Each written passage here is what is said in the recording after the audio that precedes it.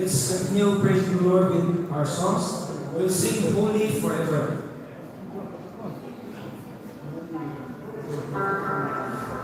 If anybody knows a song there, feel join in and sing with us. This is not just a special song for us. This is for everyone to enjoy song.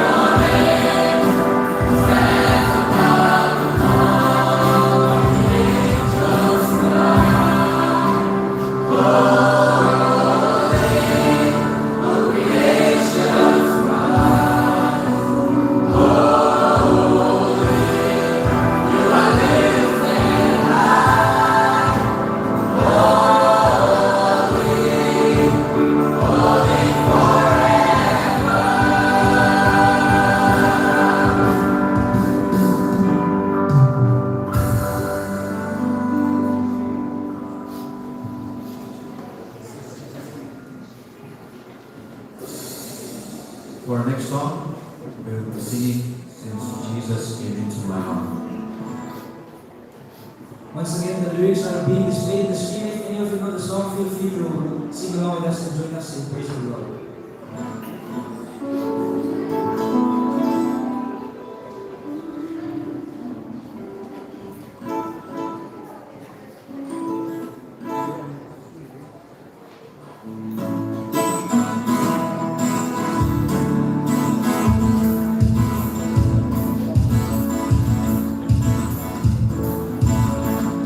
What a wonderful change in my life I've been brought.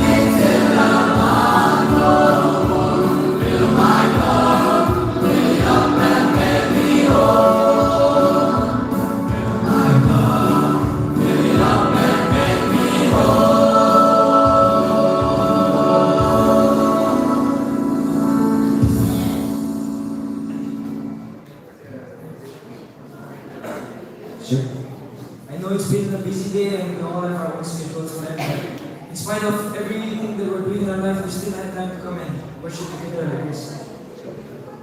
For the next song, we will sing, Shout to the Lord.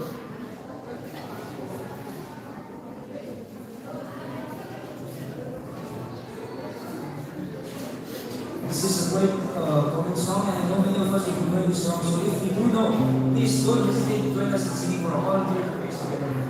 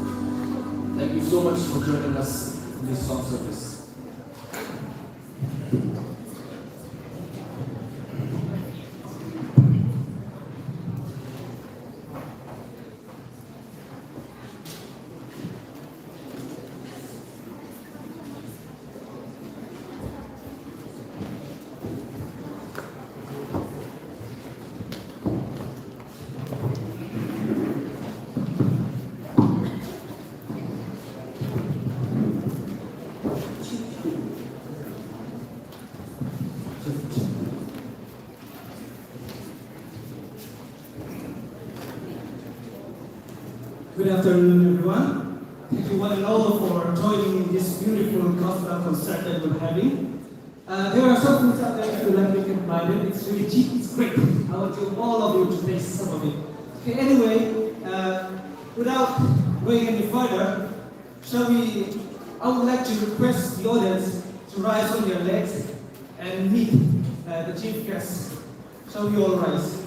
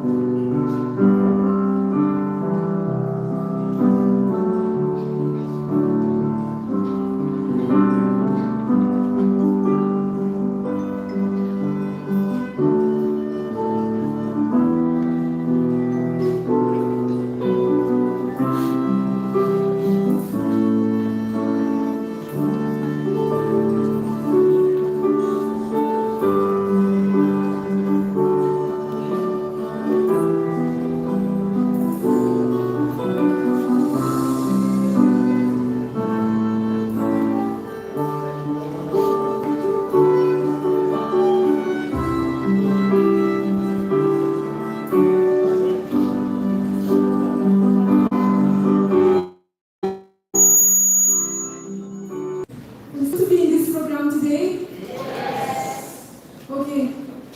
We have been waiting for this moment, and to all the visitors, those who have come from outside, from Shillong, from various places, I'd like to extend a warm welcome to each and every one of you. Thank you for coming here. Thank you for being part of this program. And at this moment, we have a welcome speech by Ms. Alvino. Good evening, everyone.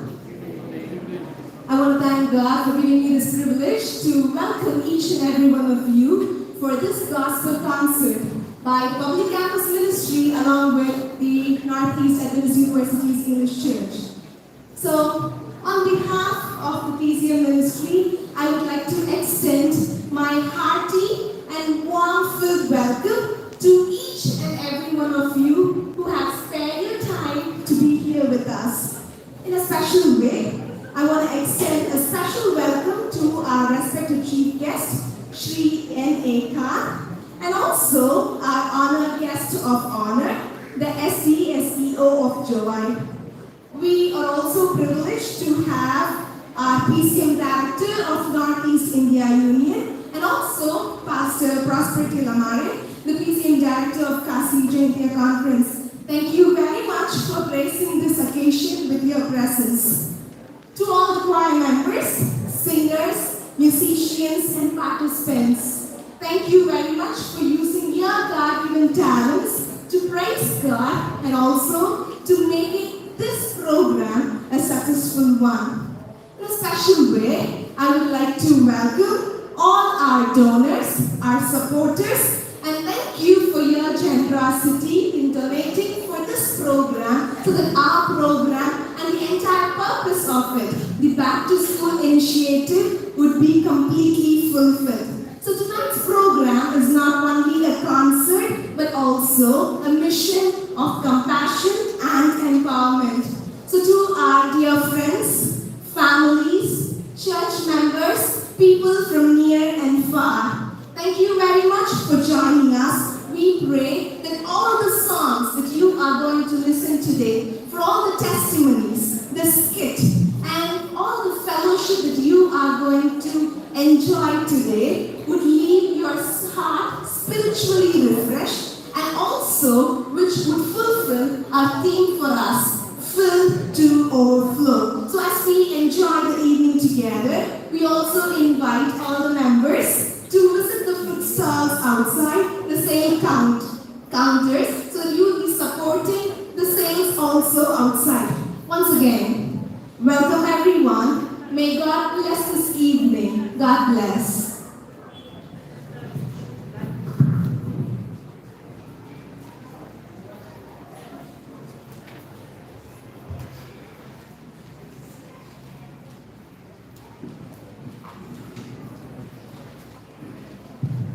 Let's bow our head, then I'll offer us a prayer.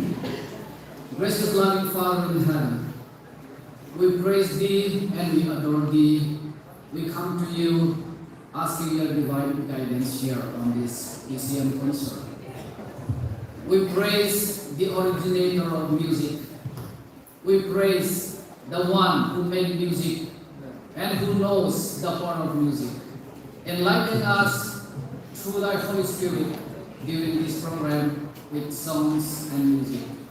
Lord, we are so glad to have a God like You who have concern with our lives. As this concert starts, be with the participant, be with those who are going to praise Your name. Use them, let Your holy angels stand along with them, let them sing along with them, that Your name will be glorified. Be with not only that, with all of us, help us to love You, help us to do the things that You wanted us to do. Let Your name once again be glorified. In Jesus' name we pray. Amen.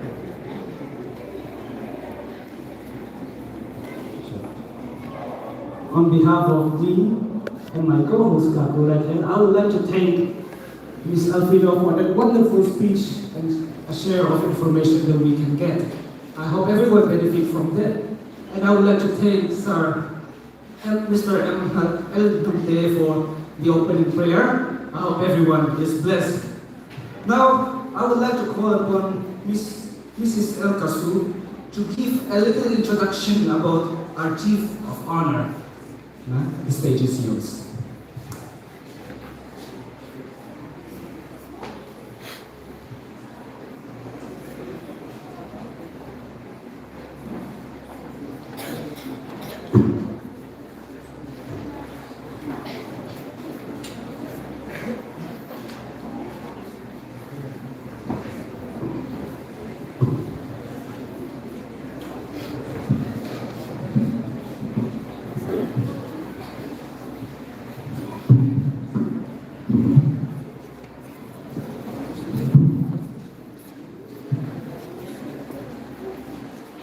Good afternoon, ladies and gentlemen.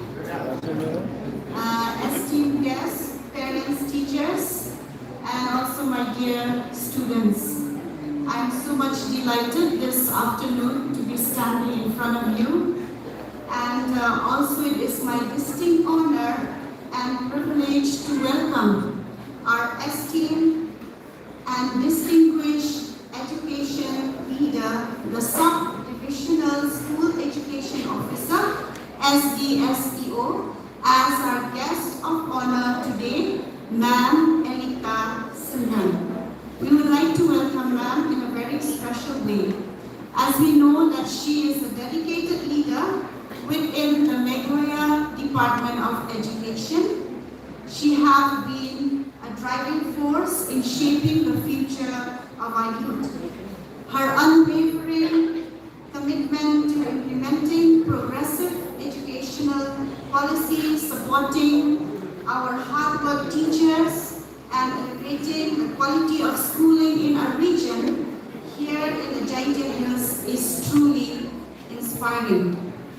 It is also under her guidance our schools in the subdivision have continued to pursue academic excellence and meaningful extracurricular opportunities for students. In a very special way, ma'am, we once again welcome you to this much-awaited PCM concert.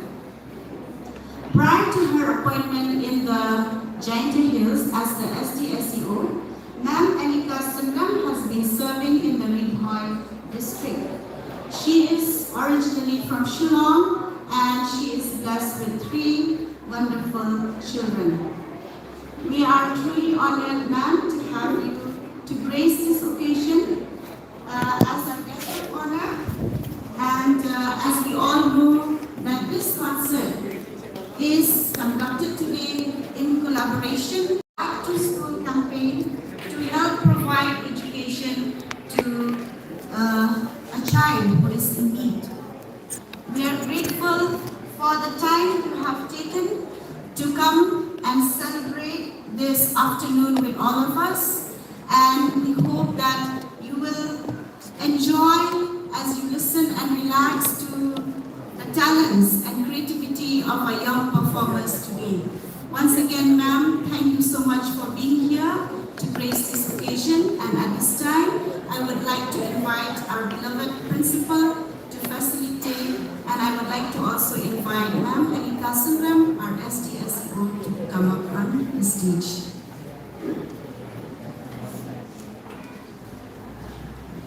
Please come, ma'am.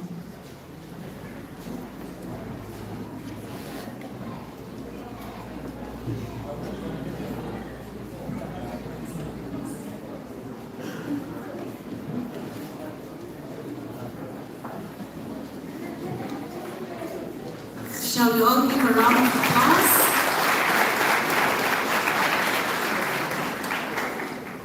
Thank you once again, ma'am, for being here and your presence. We hope that it is going to be a meaningful one for our program this afternoon. And at this time, we will hand over the time to you, ma'am, for your speech.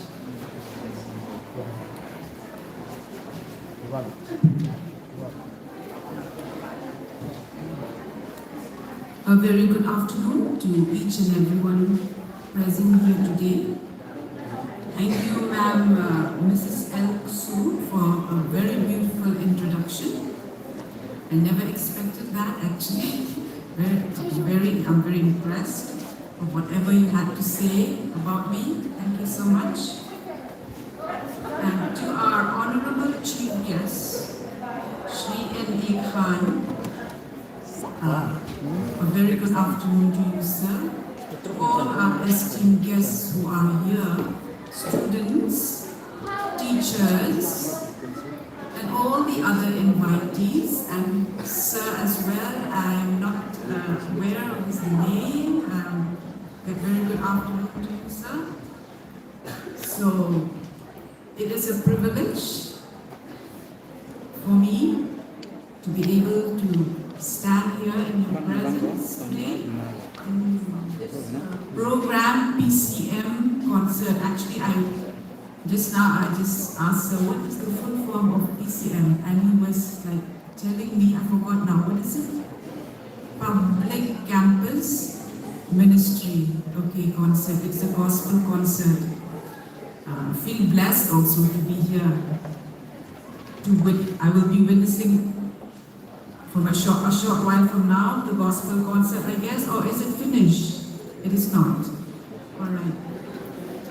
So I would like to introduce myself, even though Madam has already introduced. I am from the Education Department, SDSEO, newly took charge just 2 months ago, in the month of March, 19th of March. So it's hardly 2 months that I am here now, and.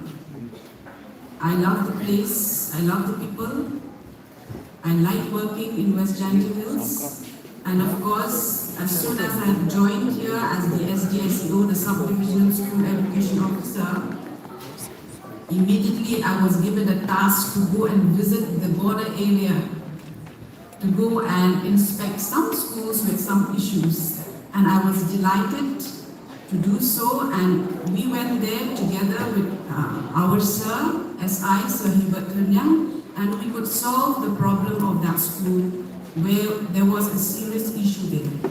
And I was so glad that we came out of that place fruitful. Whatever we did, it came out fruitful. So sir, Mr. W. Chilmang had called me. Actually, Madam DSEO was supposed to be here. She is the one, but she had some programs, so I've come here in her place, and I was invited to give a short speech regarding dropouts or rather these out-of-school children, why there is a dropout in the number of dropout is so high here in the state of Meghalaya. So since I have just joined in Jainti Hills, the scenario of the dropout here in Jainti Hills, in West Jainti Hills, is not, I'm not actually, I don't know the real picture of dropouts here in West Jainti Hills, but nevertheless, I will try to at least say something about this problem, which is a big problem that the state of Meghalaya is facing right now. So as you all know, and you have all seen in the news regarding this, I feel that this dropout crisis, it is a crisis, and it is something which we, not only from the education department, but I think as a society, as communities, we should come together to break the barriers which leads to the dropout of many children.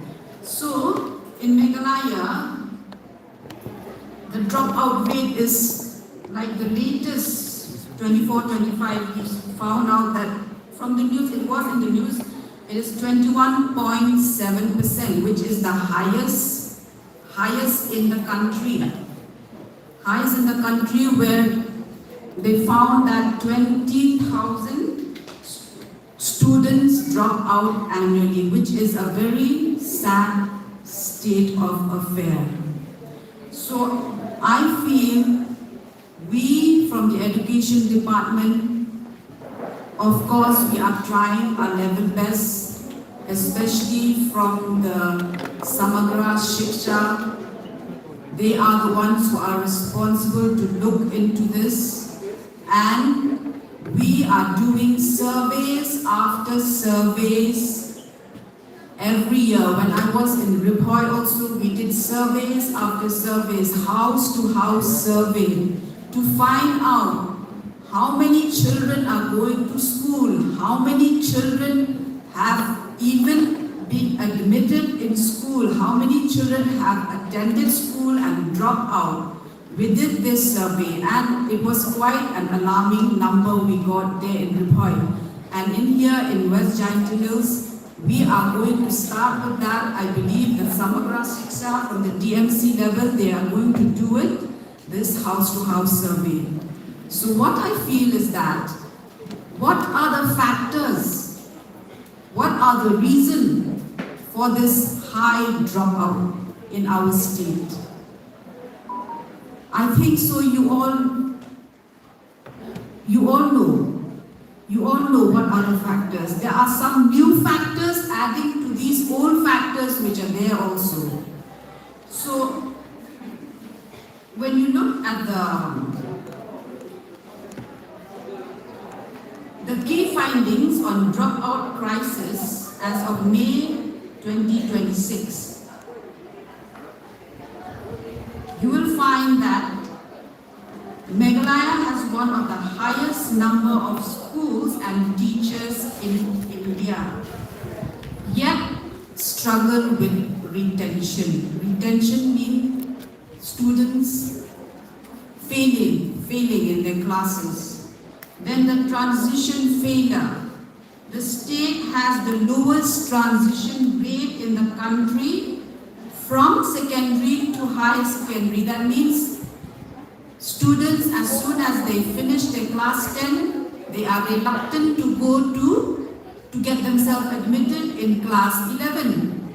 So only 47.8%. Only 47.8%. And of course, when we talk about dropouts, it is very high in the rural areas. Because in the rural areas, there's a lacking of schools. In rural areas, you will find that mostly the number of LP schools is more compared to the number of UP or secondary. say in one village, you will have 3-4 LP schools and 1 UP schools, and again, no secondary. So where will those children go from class 5? They have to walk, say the UP school will be another 3 kilometers. Parents will not allow their 5-year-old to walk 3 kilometers to attend a UP school. So what they do is they make them stay at home. That is one factor what I feel. And even though if they manage to go to a UP school, when they finish their class 8, secondary is somewhere another how many hours. So they land up staying at home. That is another factor in rural areas I'm talking about, which is the reality. I have seen that with my own eyes in other districts as well. So that is one factor. Now, the dropout crisis is attributed to socio-economic constraints, school inaccessibility in remote areas, and of course, cases like early marriage. So, as soon as they get married, they stop going to school.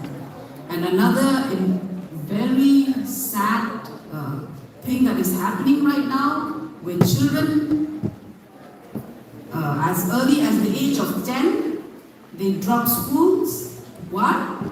Because of substance abuse. That is a new factor, of course, added in the dropping out of schools. So, lack of access, economic factors, poor infrastructure in the schools, academic challenges also are these other factors contributing to dropout. Now, when you talk about academic challenges, what is this academic challenges? Children in rural areas, they are being taught in the local language, and when they have to go to upper primary schools, they are being taught in English, which is challenging to them. So if they cannot cope with it, they eventually stay at home and they don't go to school anymore. Now, from the government, from our department, as I have just mentioned, the Samagra Shiksha is involved in improving the infrastructure of the schools, in doing surveys of the dropouts and the children who are out of schools, and also now there is the ECCE, the Early Childhood Development, in convergence with the Social Welfare Department, where children in the Anganwadi Center, they are not only being kept there as if they are in a crèche, but they are being taught as well. Okay, so this is at the east. This is from the Samagra Shiksha, and the government is also focusing on reviving, establishing, and strengthening residential schools. Do you know what are residential schools? Now, in every district, from the Ministry of Tribal Affairs, they have set up residential schools which are known as the EMRS. Just last year, we had inaugurated the EMRS in Nongpo, in Sidon, which gives free education, free everything free. It is a residential schools. Even the hostel where they stay, they get everything free. So this is one good initiative that is taken up by the government. And I believe even in Giant Hills EMRS, I don't know, I will find out whether they have started or not, but every district will be getting EMRS schools. I don't want to take much time. So, what are the solutions? What solutions should we come about? I have just prepared this roadmap to solve this, to prevent dropout. So in this roadmap, which I have just prepared, I don't know whether it will help or not. I will try to implement it in the department. Phase 1, what should we do? as an officer in the education department, I feel I should take up this. Identify the student at risk. What do you mean by that? Identify the student at risk. The student may be in school. So the role of the school is, that is the teachers and all the stakeholders in the schools, they should identify, they should see, keep a watch over the classroom to detect any kind of warning signs that a student may show that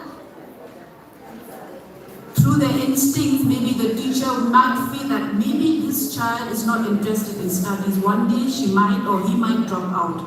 Those kind of signs and signals, you know, that the child may show. This is phase 1, to detect, to see, to track the attendance also of the student. Maybe the student is absent, will be absent every now and then, which means that he or she is not interested in studies. And of course their grades, maybe their grades which they usually get high grades and suddenly grades are going down. That is also one sign. And then behavioral issues in many ways, weird behavior of the students, frequent absence, sudden withdrawal from activities. So these are the ways how to identify students, such students which may pose a risk in dropout. Okay, so the responsibility of that are what are the teachers, the school counselors, the school administration. And the timeline should be continuous monitoring, watching over these students which they feel are at risk of dropping out. Now that is phase 1. Phase 2, once they are identified, you should find out the root cause. What is the cause? Why is the student like this? Maybe the causes may be many. Such as financial problem at home. The parents, they are not able to support the child anymore for education. Family problems, mental health. A child also may drop out from school because of bullying. They get bullied. They cannot take it anymore. So, they stop coming to school. And then lack of motivation. Lack of motivation will be the fault of the school. The way they teach, how the teacher teach. Okay, so it does not motivate the child to go ahead with her studies. Then of course at home there may be, how many siblings? Sometimes 12 may be there, 10. That's quite a number to have children in the house and to support them.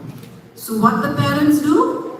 They make the children, they reach the right age of 12 or age of, say, 13, they feel that, okay, she can contribute to the family by going to work. Make them stop going to school, send them to work. Okay, so to help the family. That is one root cause. And of course, early marriage and substance abuse. So this phase 2, we should understand the cause. The cause may be either one of these, which I have just mentioned just now. And then, what to do? After we have identified the cause, action. Action should be taken. What are the action? There are many ways to go about. One-to-one counseling, parent, teacher, directly with the child, or meet with the parent. Depending on the factors, depending on the cause, we will know how to go about. We will know how to go about to take action.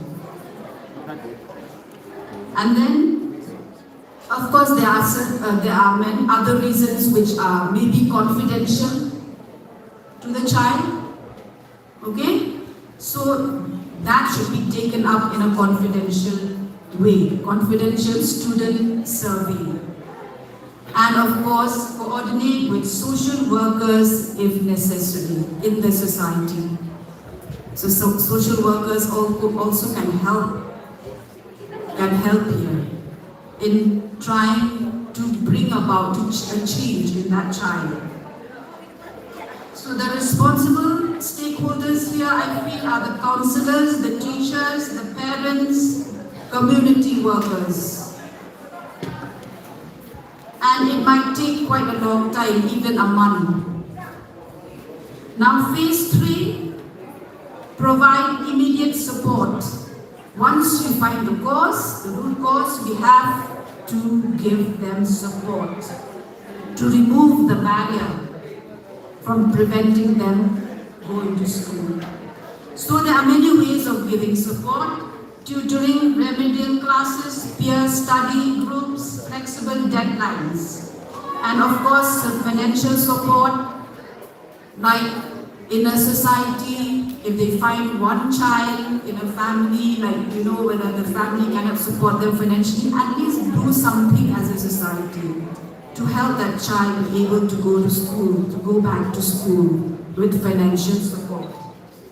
Then give, like we do from the SSA, from the government, we give them midday meal, we give them free uniform, free textbook, and still the dropout is still very high. I don't understand. Free education according to the RTE Act, Section 4 of the RTE Act, what does it say? It provides for a child 6 years has not been admitted in school or could not complete the elementary education, he or she has the right to go to school. And the government has set up, we from the department, these out of school centers. Every district has many out of school centers where after survey, children are being registered in these out of school centers. So I have data here regarding the out of school centers in Jand Hills, which I'm going to later on. Okay. Now, so the next one is giving them emotional support, of course, which is very important. Okay, then safety from bullying, anti-bullying policies should be there in the school. Classrooms should be inclusive, gender-sensitive support. So who is responsible for all this? The school management, the NGOs, the local government, and the community. So I believe that if we all work together, this issue, we can bring down the dropout rate. If from the school, the NGOs, the communities, and the local government, we work together in tandem, we can bring down the dropout rate in the state. So on and so forth. There are phase 4 and phase 5 and phase 6, and I think so I'll take time if I go with all these phases. And I feel that this is really a serious issue. Should I go with all the phases? It'll take time also. Phase 4 to re-engage students once you have, find out the root cause and try to re-engage them back in school. Make studying interesting, okay? By introducing all different kinds of activities, projects. And now we have, according to the NEP 2020, we have 10 backless days. What do you mean by these 10 backless days? Means in a year there are 10 days where students can come to school without bags. So what will they do in school without bags? What do you think they will do? They have extracurricular activities. It is not extra anymore. It is co-curricular activities. Means it is mandatory. And there are many co-curricular activities that a school can come up with. So in 10 days in a year, a child will get him or herself engaged in these co-curricular activities. So again, here the teachers, the career counselors, all these are responsible for that. Phase 5, offer flexible learning pathways. What are those flexible learning pathways? Why do we do this? To help students continue education despite the challenges that they go through. Encourage them, motivate them to continue with their studies. So what can we do? Evening classes, open schooling, online learning, vocational education, skill developmental program, apprenticeships. Okay? Again, that is the responsibility of the education, the school, and other vocational institutions. Phase 6 is family engagement, society and family engagement, parent-teacher meeting, home visits for chronic absenteeism, parent education. Of course, in the rural areas, we have parents which are illiterate. They feel that the education has no value. So what do they need? What do parents need? They need awareness.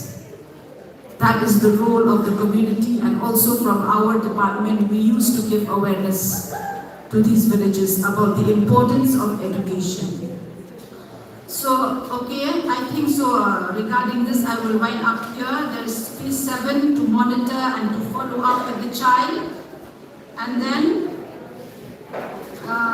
the last, I can say this, schools that combine academic help, emotional support, family, community involvement generally achieve the best. Dropout reduction there will be the best dropout reduction in that school. That means there should be emotional support from the school, academic help, apart from academic help, family and community as a whole work together. So, with that, I would like to go to the statistics of the schools which have been enrolled in these out-of-school centers in West Janty Hills, in Thalaskeng, Laskeng, Amlarem. In Thalaskeng, 473 students have been enrolled in these out-of-school centers. Laskeng, 443, Amlarem, 54. So a total of 970 students, out-of-school children.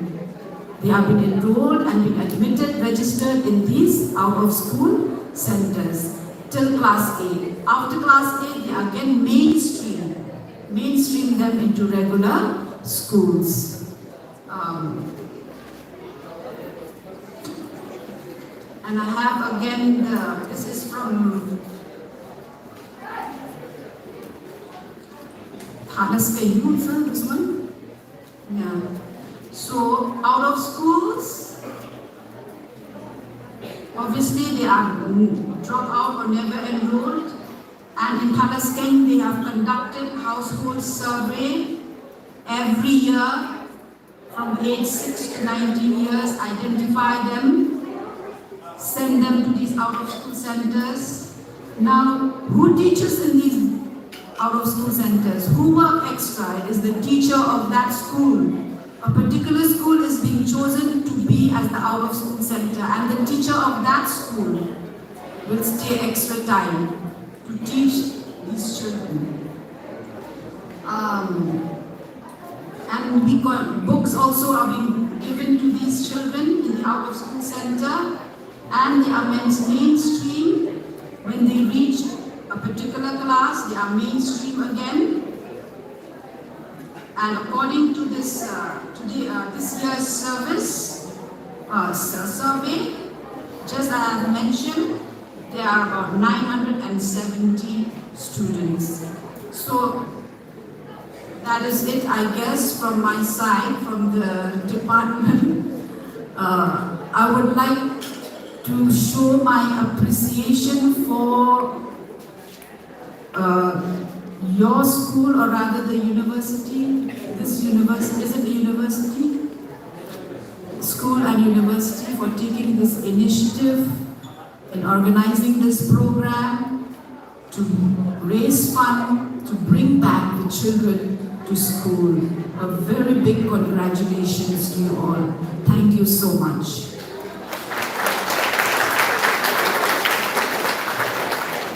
Thank you so much, Pam, for your wonderful speech. Your words have meant a lot to us, and we have learned so much. Thank you for the information, for the causes, and the solution towards for a child to get back to school. So, as it is written, it's a PCM concert. At this point of time, before we proceed to the chief guest speech, we'd like to hear a song from Crescendo of Christ. The time is yours. Please come and you can give us a performance.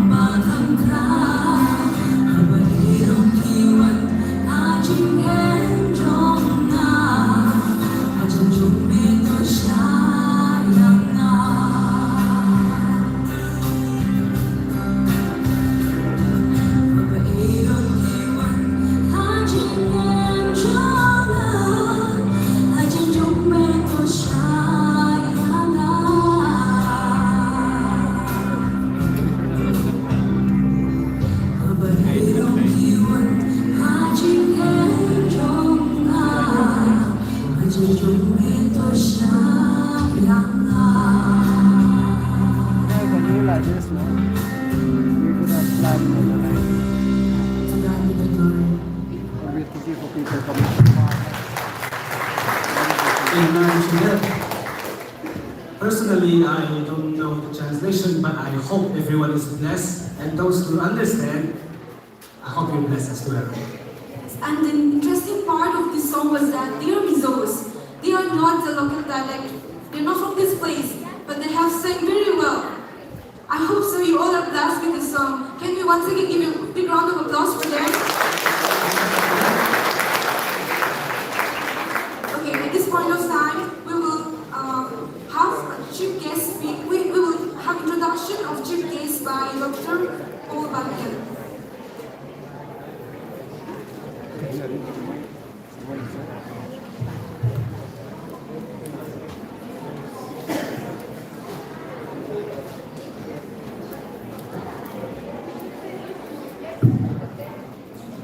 I truly count it an honor and a unique opportunity to introduce to you our chief guest for this occasion, Sri N.A. Khan. Sri N.A. Khan is the Honorable District and Sessions Judge, come Chairman of the District Legal Services Authority, West Jaintia Hills District. He is one of the senior district judges who has served in several districts across the state of Meghalaya. He is also a former member, secretary of the Meghalaya State Legal Services Authority. Throughout his judicial career, he has shown a keen interest in promoting access to justice, strengthening legal aid services, and bridging the gap between the justice delivery system and the common people. In my brief interaction with him this afternoon, I come to understand his deep burden for young people here in the state of Meghalaya. And truly it is an honor for us to have him here with us. He is he is the person responsible for this whole initiative of Back to the School. So we're truly honored to have you here with us this afternoon, and we count it a privilege for us to have you here with us this afternoon.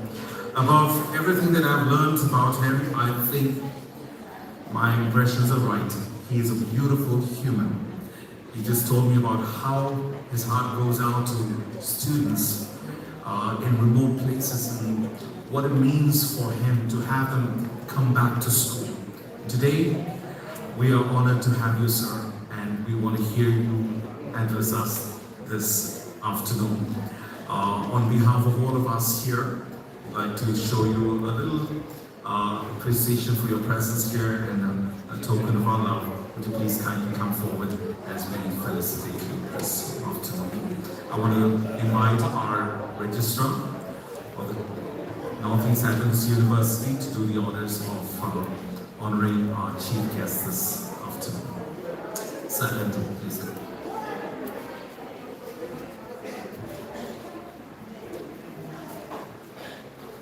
Please give a round of applause.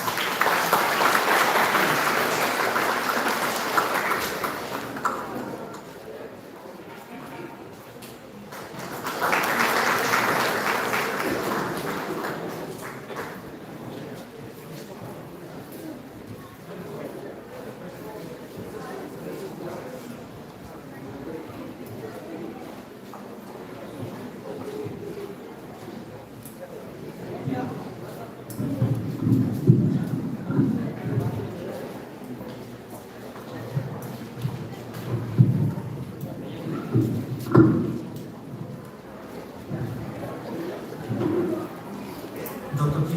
Bagin, SDSU, Madam Syndrome, Principal C. Pante,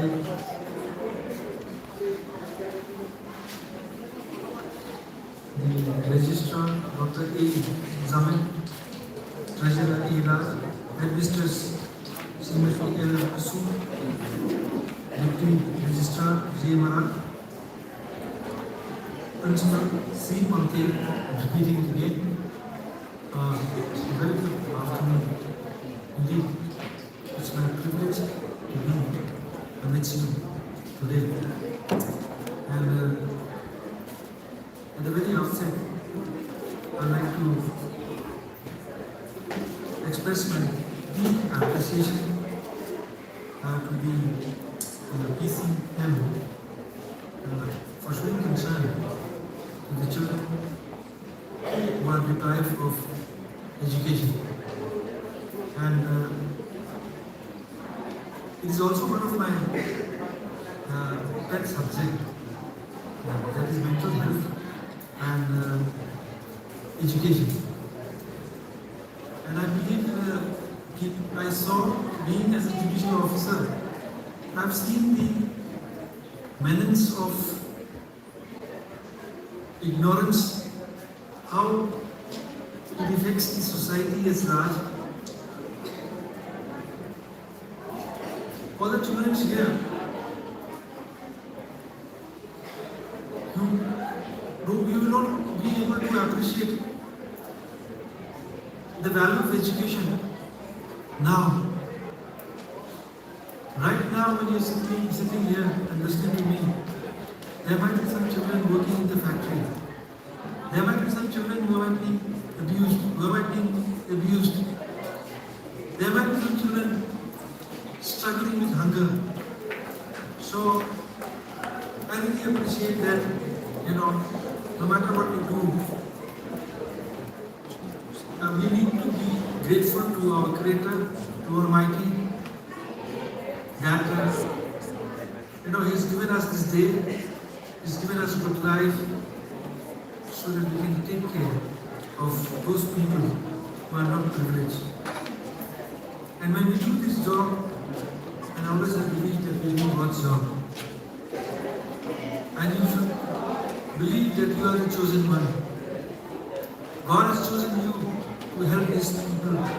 God will not come from heaven to help people who are in dire need. So He has chosen you. So we should feel proud when we are trying to reach out to the children who have been deprived of education and all the necessities of life. We are the chosen one. God has put us in a pedestal where we can make difference in the life of young children. I understand if we try to find out the follies, it will go on and on and on. We are not here to find out the shortcomings. We don't want to be a critic and keep castigate the society, the institutions, the government. We are here to say that how good we can do. And this stuck in my head. And way back in 2019, we rolled out as a State Legal Service Authority, Meghalaya State Legal Service Authority, we rolled out a campaign, a rigorous campaign. And we named that campaign Opening Doors for Education for the Children. The very objective of the campaign was to bring back all backward children to the school and protect their valuable rights as enshrined in Article 21 of the Constitution of India and the right of the children to free and compulsory education 2009. The campaign seeks to ensure that no children is deprived of education due to poverty, social circumstances, of backwardness or infrastructure barrier. Now one thing I want to emphasize is that it's not a campaign we are carrying out. It's kind of a campaign doing some charity for the children. No. Under the constitutional scheme, we have to understand something we call, that is the heart of the Constitution, which is in the part 3 of the Constitution, and that is fundamental right. And these rights are not conferred upon us by the government. I'm just trying to make you understand the significance of education and how it is structured in our society, and how does the Constitution looks at the education and the value of education. I repeat it again. This right which is there in Part 3 of the Constitution is not conferred on us or on the children. We are born with these rights. We are born with the right to live with dignity. All that the law does is it recognizes this right. And that is why it is the constitutional obligation of the government to ensure all the children, they have access to free and compulsory education. And for this reason, the state missionaries has put up so many institutions to cater the dropouts. It is in order to achieve the objective of free education for children. An act was introduced, that is Right of Children to Free and Compulsory Education Act 2009. And I believe that the Public Campus Ministry is doing a wonderful job, and they need not to worry about the fine. I understand you are organizing concerts to raise funds for the children so that they can be brought to school. Funds are already there, and I believe Madam will agree with me that there is enough fund. All that we need to do is to reach out to these children, coordinate with the district administration, and then see that these children goes back to school. And somebody needs to monitor it. That indeed it is these children are coming back to school and it is making a difference in their life. All that is required is the monitoring, and I believe that the Public Campus Ministry will have to adopt the role of monitoring. So far as the funds are concerned, I believe it should not come in the way of this noble work to be executed. Now, I believe ma'am has just laid out the state of affair of the dropouts is not very good. I believe it was just on 11 May. I'm not from Education Department, but on 11 May, there was an article. There's a write-up in Shillong Times.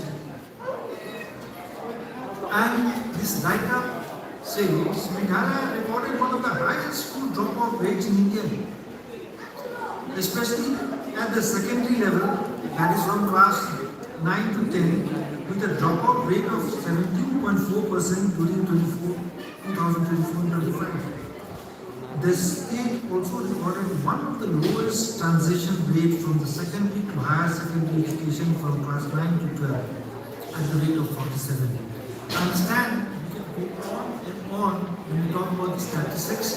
I can just sum up that the concern raised is indeed a matter of a concern, and in the national index, the state of Meghalaya is shown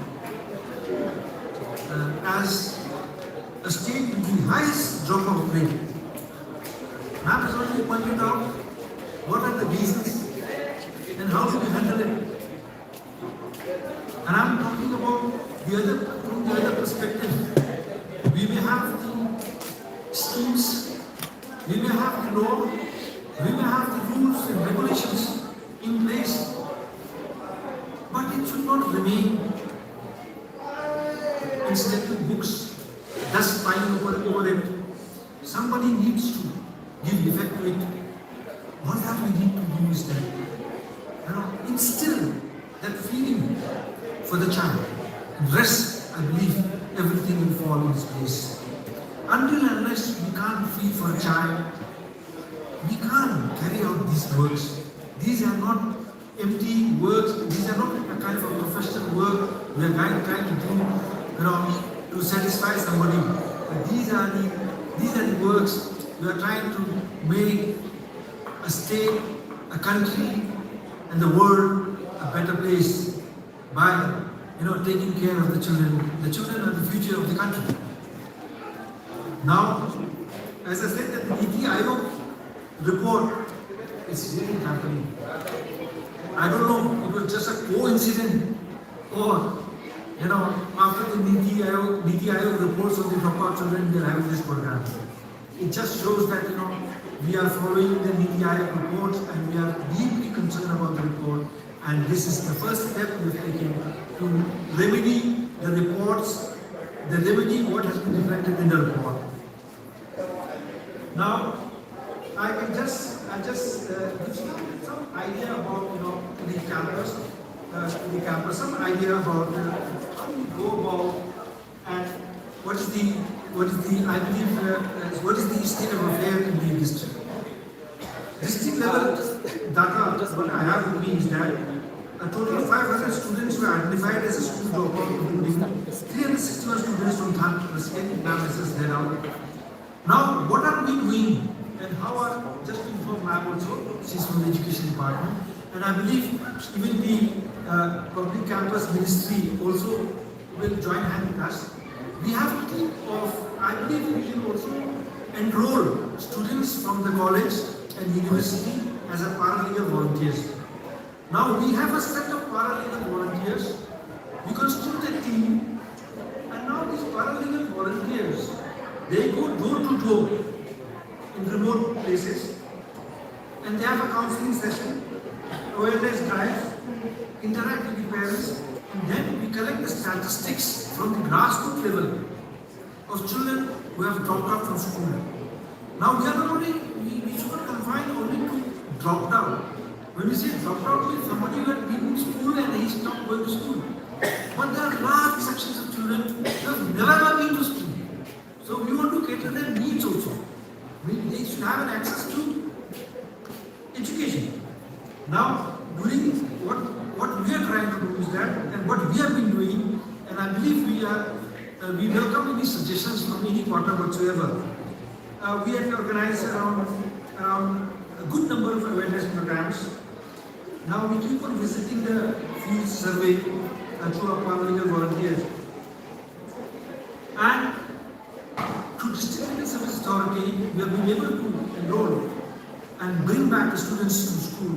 137 students were successfully enrolled back to school with the help of the paralegal volunteers. Now, I believe we need to also share, how we have been doing our work, because I feel that the modus of operandi will not be same, and we cannot have a strict jacket for working in joy and working in tour. The social conditions are not same. So we need to, modulate, or we need to, work out how we are going to identify the children. And I really appreciate there cannot be any stronger language than music. And when I was sitting there, it just struck in my head. We go to villages, we go to remote areas, go to do campaigns. But then it struck in my head, we can have concerts, and that is how we bring everybody from the village to one place, and then we can carry out. So there cannot be, I think music is the strongest language, and there is no barrier. So the melodious music will bring out everybody, and then we can have access to them and what is required, the identification process, counseling with the parents, all that can be done. Now, I don't want to make it too burdensome talk, but I'll just share that if you feel for the child, you can do wonders. You don't need need to be taught, you don't need to be trained. It is a human connect. We are privileged, not because we are privileged. God decided us to be the privileged one. So we owe. And I believe there was a beautiful quote by a great boxer. That was Muhammad Ali. He said, the rent for staying on this earth is the charity you do. That's how you pay back to your Creator. By doing a charitable work, by helping the needy and poor. This is the rent for staying on this earth. And I believe that all of us, we need to understand the concern. And education institutions are also realizing that it is not only the rich and the privileged. These institutions are not meant only for the rich and the privileged. The institution itself thinks that we need to reach out those people who are underprivileged. And I think these steps will have a great impact. Perhaps we may not live to see the impact or the reform it brings, but certainly it will make this place a better place. To conclude, I say that, this idea of bringing back the children to school is a significant initiative aimed at protecting and promoting the educational right of the children in Meghalaya. Through the coordinated effort involving the judiciary, legal service authority, paralegal volunteers, education department, village authorities, local communities, the campaign continues to address the growing issue of the school dropout across the state. While the challenges remain substantial, the successful re-enrollment of the students and continued grassroots engagement demonstrates that sustained awareness, counseling, institutional intervention can positively transform the educational landscape and secure a brighter future for the children. You see, I've been told that when you speak, people have got a very short span of attention. And I was wondering that I was a student of law. So there were some subjects in law when the teachers, they were giving lectures, the students will go to sleep. Then we found that some great jurists and great minds who have done their mastery in teaching. They said, how do we make a study of some very dead subject very interesting for the students? And that is where they devised that every time when they take classes, all the subjects they teach should be with some examples. What we call in our legal parlance is the case law. So that it makes it very happening. And that's why, because I can just share an instance where institutional intervention, how does it matter? There's one case, a young boy, his mother was brutally assaulted, and of course, she had to suffer head injury. He had come to my court as a witness to depose in the case. And suddenly I saw the boy, and he was a very impressive boy, a very good looking boy. So I just went beyond my brief and I asked him, that's fine, very sad to hear that, your mother was assaulted and she became a victim of the crime. By the way, what do you do? He said, I rear cattle. I said, such a handsome boy, very well built up. Why do you rear cattle? You didn't want to study? He said, I studied up to class 7 and thereafter, due to financial constraint, I had to give up my studies and then come to do this job of cattle raising. I said, would you like to study, go back to school and study? He said, I'll be very happy. I said, why don't you do it? He said, I don't have money for that. So I got the paralegals involved I said, take this boy to the nearest school, or take this boy to school from where he dropped out, and talk to the principal, and if required, I'll intervene and see that he goes back to school. But that was not it. After he's admitted to school, he requires school uniform, he requires dress. So I understand the education department can help, but it's kind of tricky. So what we did that we had some funds in the court when we imposed fines and all. So I said use that fund and pay for the money, pay for the dress, and for his books and everything. So that's how we started. And I said every time when he needs money, we have some funds in the court, he can use it. And please just inform me. So he was in class 7. And I believe it has been more than 3 years earlier. So he was in class 7.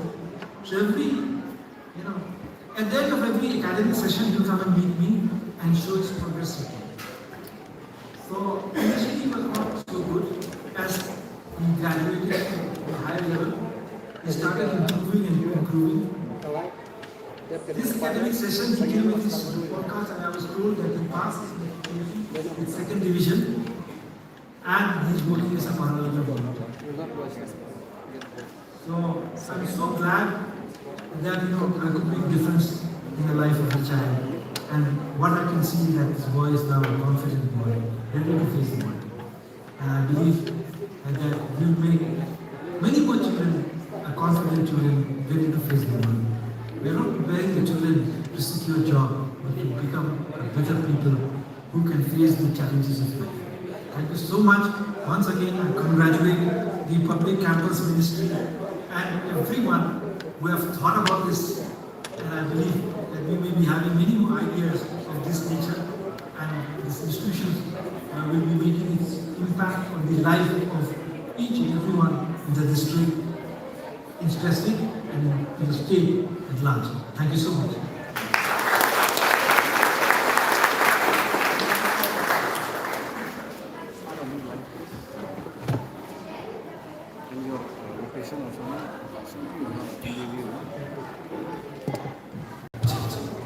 Thank you so much, sir, for that wonderful and informative speech that he gave. Kaku, do you know how fortunate we are to have such a